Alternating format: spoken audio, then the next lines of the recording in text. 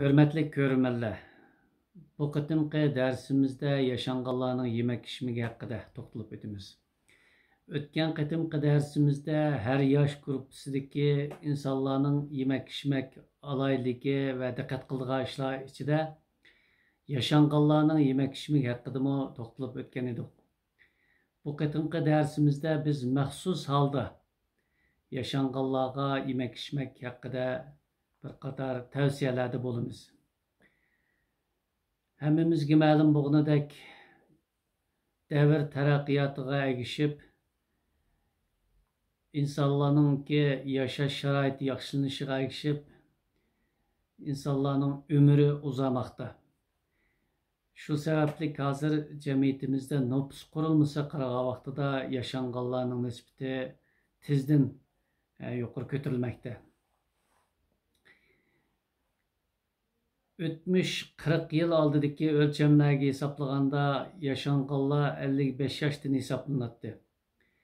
Keyinki 20 yılda 60 yaşqa, hazır bolsa 65 yaşının üstüge qarab yüzlenmekte. Yani 65 yaş kişilerdeki yaşanğanlık başlanış noktası hesaplandı.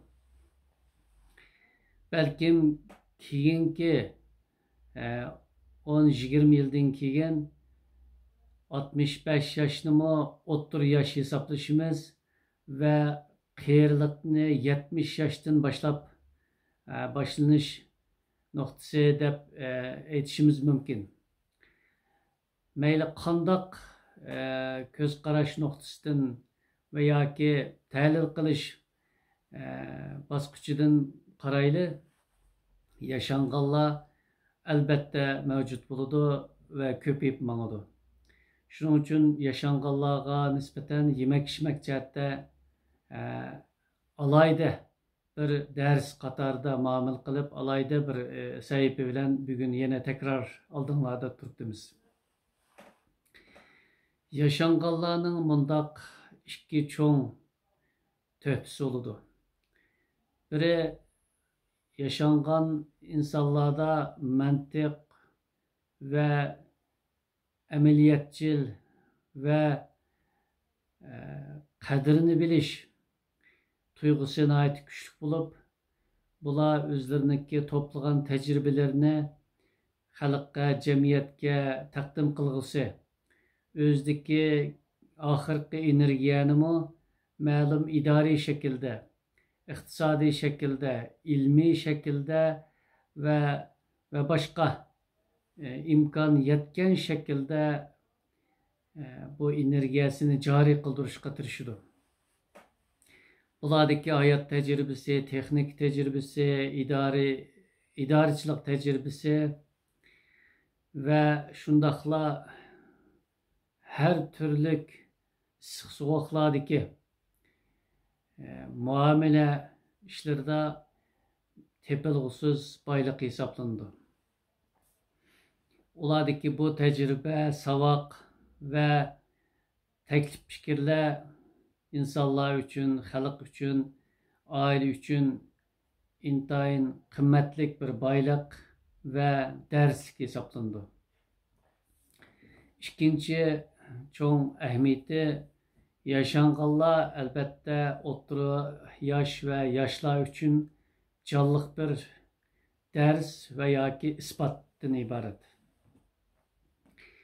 Her qancha kuvvetlik, her qancha boy, her qancha mansablik kishi bo'lsa-mu, yaşanğan vaqtidagi imkonsizliklar, bedellik, ruhiy ve başka imkonsizliklar rad qilib bo'lmaydigan bir reallik bo'lg'achqa o'ttir yoshliq va yoshlar mushu bosqichdan tortib haddidan oshmasligi o'zininki energiyasi va imkonlarini oilasiga va xalqqa foydaliq tarafga ishiltishi haqida ko'z oldida mana yaşanğanlarniki amaliy ahvoli bir darslik, bir isbot, bir sahne bulup fırsat şeklinde oturup koyuldu. Yani yaş vaqtida, o'rta yosh vaqtida ilmda, iqtisodda va idoriy huquq jihatdagi imkonlarda xalqqa foydali, oilasiga foydali yaxshi ishlarni qilgan, ajdodlarga yuz kelaligidek ishlarni qilgan, kelajakda javob beraligidek ishlarni qilgan kishilarning yashangan vaqtidagi hurmatimi yuksak bo'ladi. Ruhiy va badallik turmushi sifatli bo'ladi. Avlodlarga har zamon ulgulik va aslinadigan, yod etiladigan, izdiladigan shundoq esil Xizr sifatlik yaşanğanlar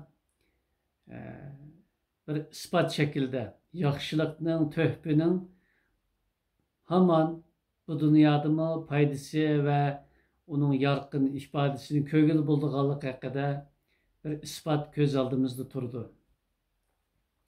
Yaş vaqtida oyun tamaşıyla ötken, ata-anasını qaqşatqan, xalqiga yük olğan, ziyan sağan ve yoki boshqalarga ko'riksab bergan, boshqalarga o'zlari haqida ziyonliq uchurlar, ziyonliq xizmatlar bilan boshqalar uchun xizmat qilganlar yashangan vaqtida ya ruhiy jihatdan azob va vijdon qiyinchiligida qoladi, yoki moddiy jihatdan yaxshi kütünenmeydiğen derecede xarlıqqa qilib, yaşlar ve o'rta yaşlıqlar üçün bilimge yakın duruşunun faydası ve yoki xalqqa düşmanlık, yamanlık qilishning ziyni haqidagi jonliq isbotlar bilan oldimizda turmoqda. Yani yamanlık qilgan, beka oyun tamaşıl ötken kişilerin yaşanğan vaqtidagi xar, jafokash ve izdelmeydiğen, hürmetlenmeydiğen haleti yaşlarımızı, o'rta yoshliqlarni yaxshi ishlarni qilishga undaydigan real ve açık bir derslik hesaplandı. Demek yaşanğan kişiler yaxshi tarafdanmi, yomon tarafdanmi albatta foydalanishga tegishlik va yoki dars va yoki saboq ilishga tegishlik jonliq shohidlardan iborat bo'ladi. Endi yaşanğanlarning salomatlik nuqtasidan yaşanğanlik asli mundaq ikki sababdan yuz berdi. Qiyirlik asli mundaq ikki sababdan yuz berdi va yoki tezla qiyirish shakllandi.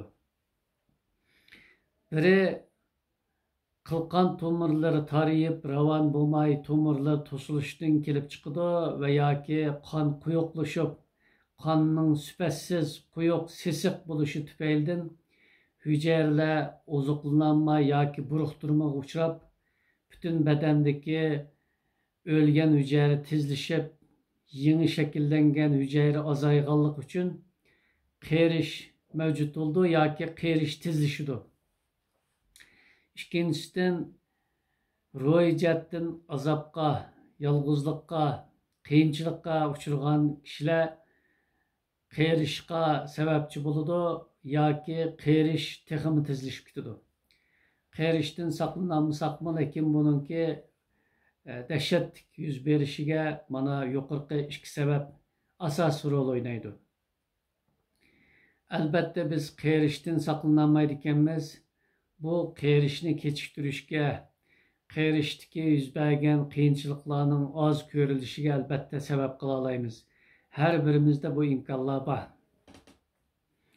Bu kunlarning osonroq o'tishi uchun yenilam yosh vaqtida ilm ma'rifatga yaqin bo'lish, aql va mantiq bilan ish qilish, ojiz vaqtida yuvash va apchil ish qilish, kuchlik vaqtida haddini yig'ish, nafsini yig'ish va keyniga yaxshi asarlarni qoldirib mengishga odatlanish, shu yashangan vaqtida qiyinchilikqa, jafoda, xorliqqa va yoki ro'yjatdan ezilishga uchrab qilishniki oldini olishda yoshlarning va o'rta yoshlilarning samiga soladigan tavsiyalarimizdan iborat.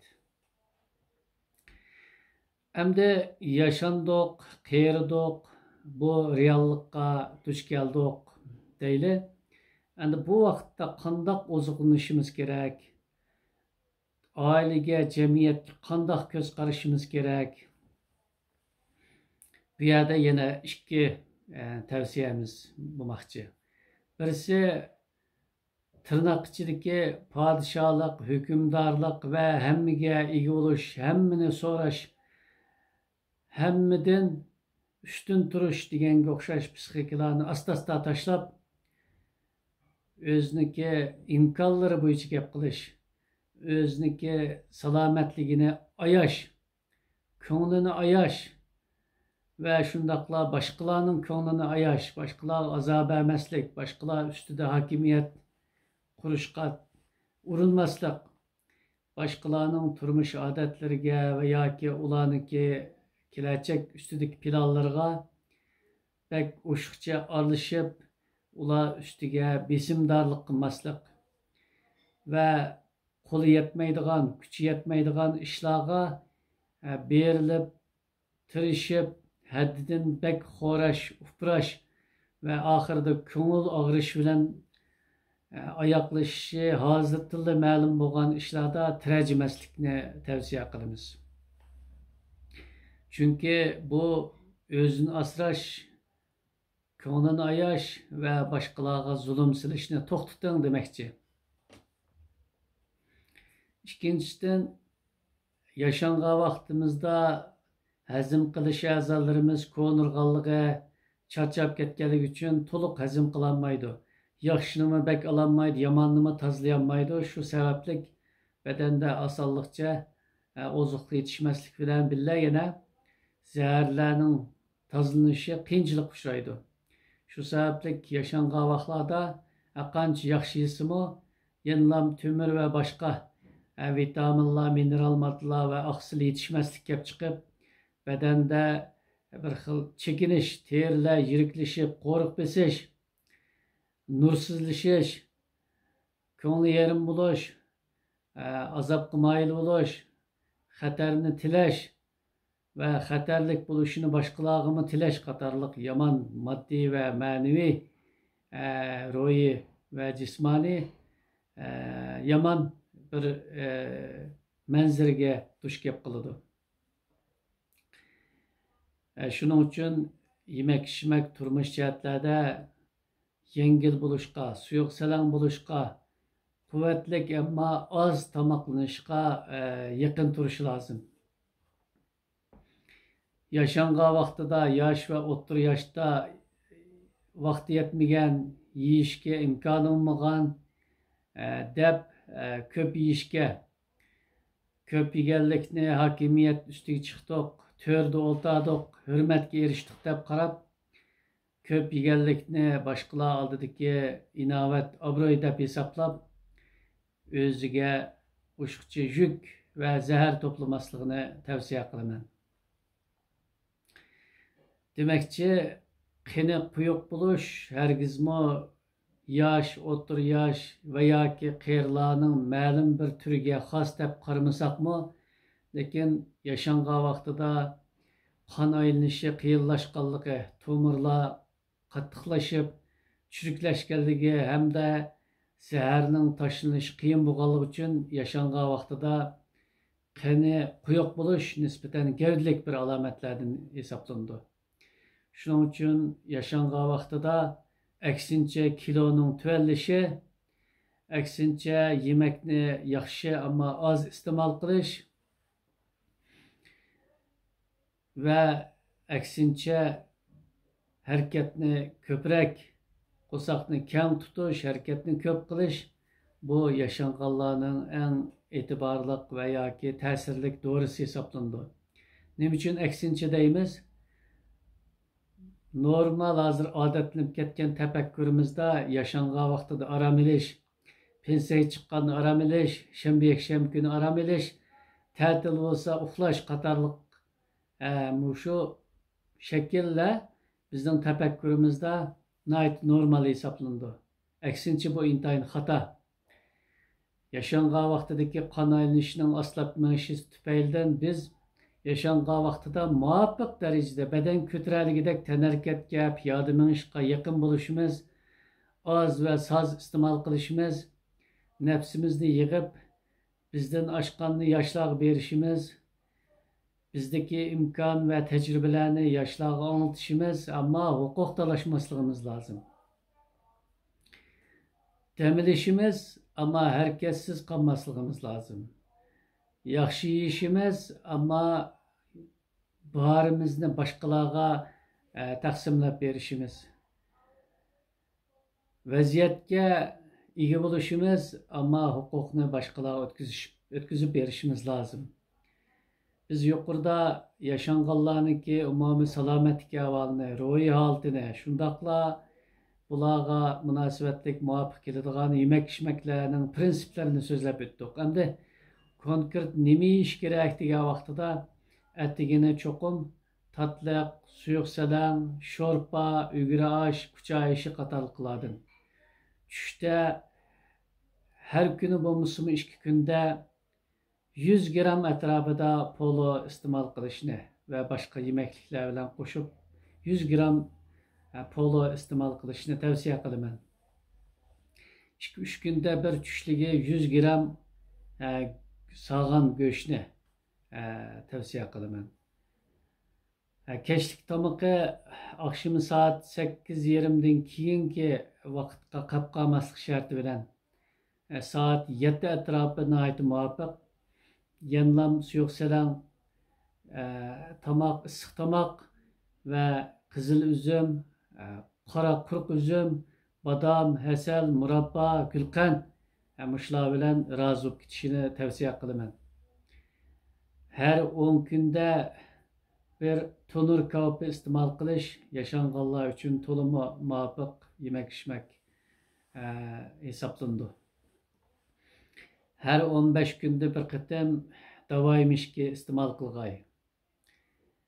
10-15 günde bir gün 2 vaq abrishim sharbati iste'mol qilg'ay. Shundaqla her 10 günde bir qitim bir vaq 5 daldan oshmagan sharoitda yaxshi xuruj silib lazsammagan ama qizirib pishgan samsa berilse to'liq yaxshi. Onundan başqa çayını bak quyuq demlab içmeslik lazım. Çünkü quyuq demlengen çay tömür maddesinin şömürülüşünü qiyinlaştırdı. Şuna bek astı otda uzun demlengen çay içiş lazım. Çayını qaynatib ötüşke, bek uzun qaynatib ötüşke bo'lmaydi. Çay sağış rengide tabiiy chiqqani yaxshi. Qizg'ishga o'zgargan çay zaharlik çay hisoblanadi. İçimliklerden üzme, cücem suyu, kışmı yaz biz cücem suyunu tayyorlashga imkonimiz bo'ladi yoki quruq cücem yesimi bo'ladi. Qo'g'inni quritib, yoz kunlari quritib, qish kunlari yashanganlarga iste'mol qildirib berayli. Ondan başqa anjur, quruq anjurim bo'ldi, anjur murabbasim bo'ladi. Her öyde, her ailede gülqan üzülmeslik lazım. Yaşanğanlar üçün her güne hazır yakılgan ıssiqnan iste'mol qilishmi bebaho bir dori hisoblanadi. Nonni saqlab yemayli, her güne yangi non yaşanğanlarni kutayli. Demek yuqoridagi yemek-içmeklarga yana halva ve sho'rpa guruch veya ki narın hemrah qilib bersak texmi yaxshi bo'ladi. Yaşanğanlarni beqish asli qiyin emas. Qiyin bo'lgani bizniki tushunchimizning xato bo'lganligi. Yaşanğanlarni ko'p tomoq bilan beqish, uni ishtigirak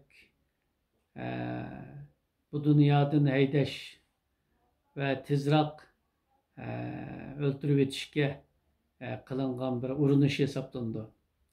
Barlık yaş ve otur yaş ailelerge, insanlarga müracaatimiz şu.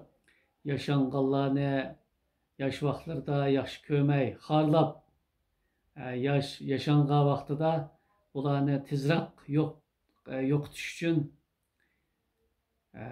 har kuni 3 vaqt go'sht berish, to'yg'idek emas, o'pqandek bo'lib ketgidek yegizish, ularga qilingan cho'ng suiqasd ve cho'ng tuzaq. Shuningga yaşangan kishilarga ko'p tamoq berish va yoki 3 vaqt tamog'ida go'sht bo'lishga kapolat qilish, ularning tezroq tugab ketishiga o'zi qarab turib sababchi bo'lganlik bo'ladi.